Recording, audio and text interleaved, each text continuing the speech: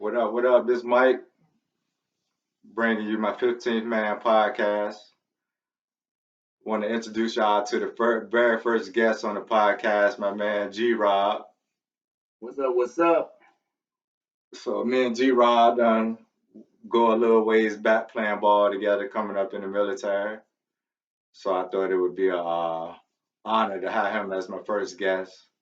We done had some good playing days together, some good stories we could talk about. So we're gonna go ahead and get this thing kicked off. So first, I just want to ask, how did you get started playing ball? Yeah, got started at the age of 11 playing rec ball, just like most people. Got introduced pretty much by my brother, my middle brother Andre.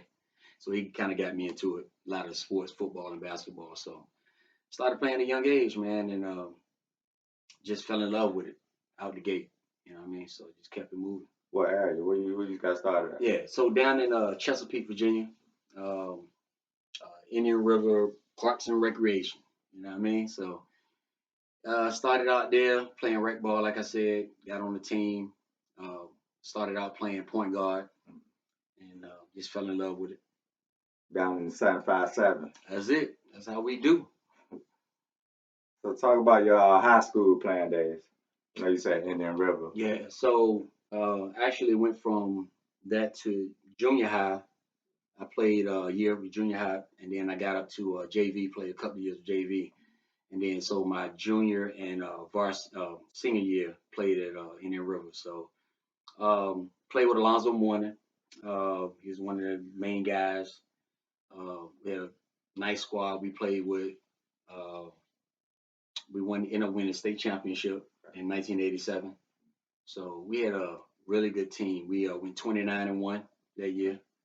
Only team we lost to was Dennis Scott. Played for the Orlando Magic.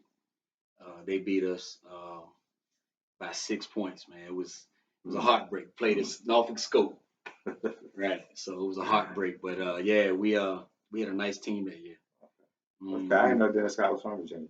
Yeah, he played at Flint Hill Flint Hill. Prep School. Yeah. Okay, and what part in Virginia? Yeah, so I think it's in Oakton, Virginia. Oaktown. Okay. Mm-hmm. All right. Yeah. So we'll get back to that those days, but so like I mentioned earlier, like me and you met up in the military, Right. in the army. We started playing together. Yeah. So I know you was in the military before I came in the military. So Right. you got like any memorable teams from the military or like games you remember playing in, like big games? Yeah, I had some intramural basketball games that I had some game winners and stuff like Yeah. that early on when I was in Alaska. When I was a first duty station. So you're talking about back in 1990. Okay. So I was there from 90 to 93. Had a couple of championships, and then ended up going to Fort Eustis, Virginia, Mm. in '93, and couldn't win a championship out there to save our life. Yeah. Me and my backcourt partner at the time, we were pretty much all we had.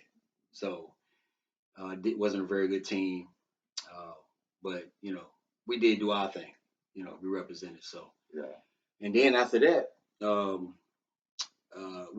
ended up coming up here in '02, and that's how me and you met. Lo and behold, I didn't know you was from the 757, but it was good to have somebody from the same area Yeah. that know how to play the game. And we played real hard together. Yeah. We had a lot of success. Backcourt, you was a point guard, I was a shooting guard at the time. So yeah, I had a lot of fun playing with you, Mike. We both were defensive players. At that time period, not as much as you. Yeah, not as much as you, because you were definitely the defensive stopper. So yeah, man, we had a lot of fun, man. Had a lot of great memories with those teams. So I know you touched on you said you played with Alonzo Mourning in high school. Right. Uh, and I know us playing like some of the tournaments we played in DC, played against some known players like from college. Like I mean one of the tournaments we played in Capital Classic in DC. Right. like they had some players that used to play at Duke, like Nate James, all them type players. But any other players you played against or played with during your days that's memorable? Probably Smalley, Llewellyn Smalley was probably the best player talent wise that I played with. Yeah. The best all around game though was TJ Gist. Yeah, TJ about 6'3", do everything. You know, he's the type of guy that you look at the stat sheet and you'll see he done dropped 40 and you like, where did the 40 come from? Right. So yeah, but Smalley could give you 40 easy. Yeah. Yeah, you know, so Yeah, I remember. right. Yeah. So yeah, playing with a guy that has had trials in the pros and stuff like that. So yeah, that was probably like the toughest cat that I played with. Toughest cat that I played against in the military, guy named Smitty, that played at Fort Belvoir. Okay. Yeah, he was that joker could shoot.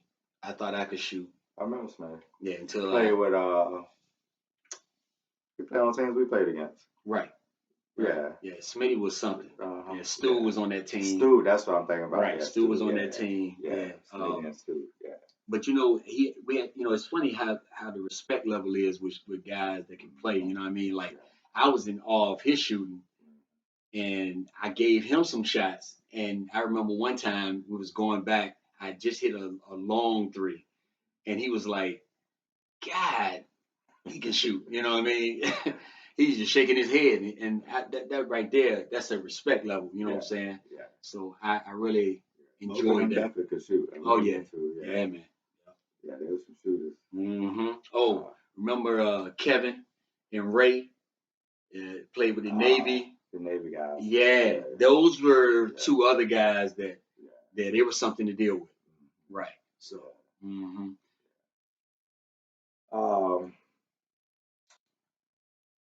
I know you said you fell in love with the game, and this basically like the vision of this, the 15th man and the podcast and everything, just keeping that passion and love in the game. But I know you say you fell in love at like you stopped playing at 11. At 11. That's late for most players, but right. But what made you keep playing, like keeping that love for the game, like? You know, it's funny because football was my first love. You know what I'm saying? I played corner and running back, so that was actually my natural sport. It was easy for me. Basketball, I had to, had to learn some things, had to teach myself, but I was able to adapt to it. But it just took over. Like, you remember Mike back in the days, you coming up. If you couldn't go play basketball in the day, it ruined your day. Yeah. You know what I mean? So it just the passion for it just grew. The competition. You go in to play on these different courts. Guys are exceptional players, so you just want to play against the best. Yeah. So you want to gauge your game and see where your game at. Right. Players. Exactly. So yeah, I had a lot of fun in Hampton Roads area. Yeah. Right. So like I said, I'm glad you was like the first guest, my first guest on here. Like I said, we had some great games together. Right. Playing on the base team. But even, in the gyms on Fort Meade, playing against each other. Right. Like we battled against each other. Yes, we did. So especially playing pickup. Oh yeah. Yeah.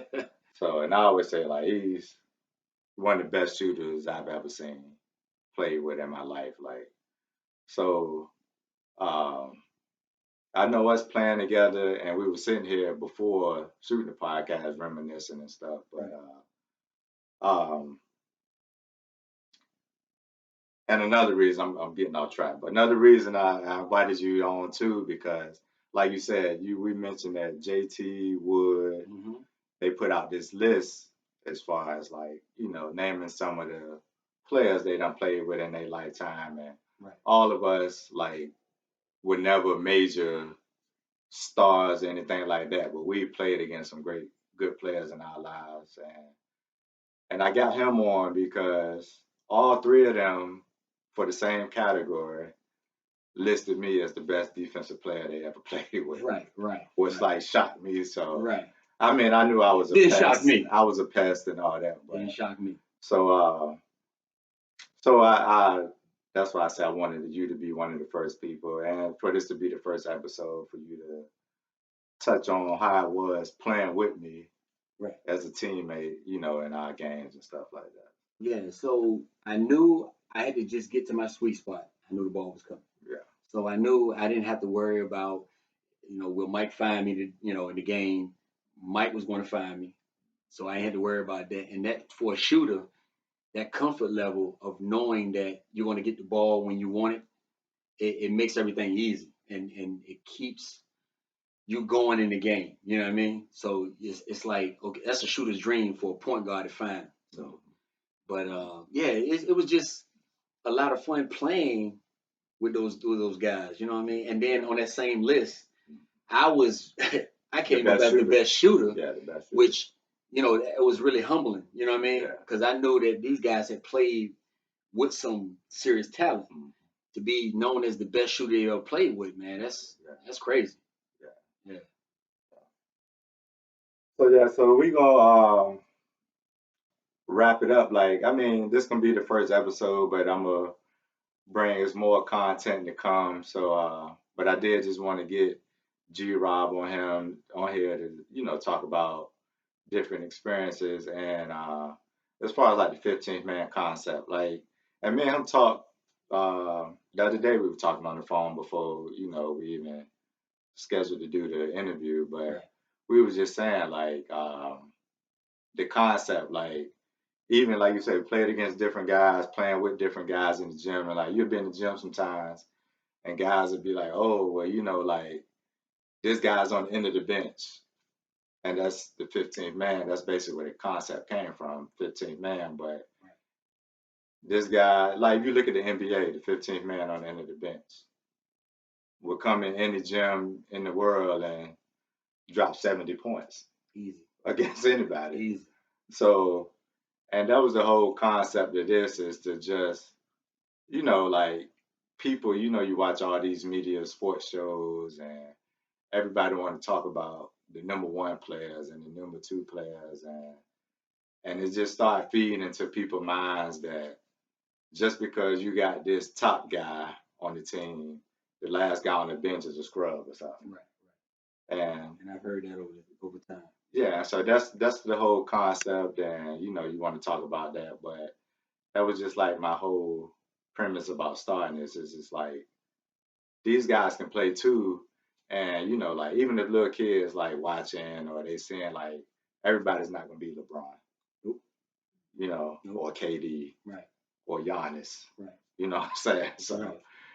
you got this last guy on the bench, but he plays his role That's it. the You gotta best know he your can. role. You gotta know your role on each team Right. that you're on. Right.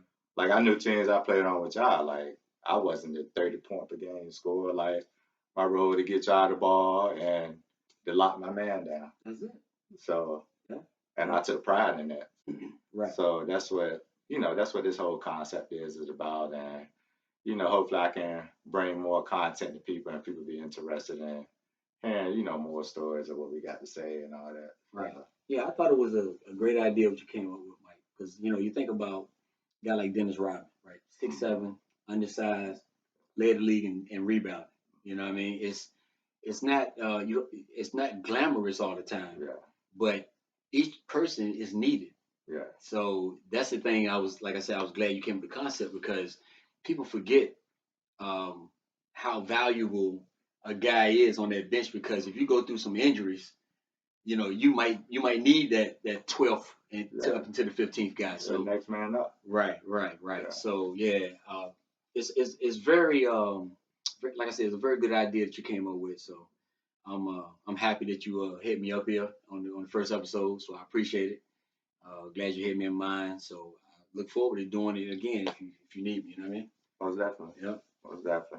But yeah, so we're gonna wrap it up. But I do want to thank G Rob for taking the time out and coming on and talking and letting me shoot my first episode with him, and it's gonna be definitely many more to come. So I appreciate it. Thank you, brother. All right. Appreciate it. So till next time, bring y'all another episode of 15 Man.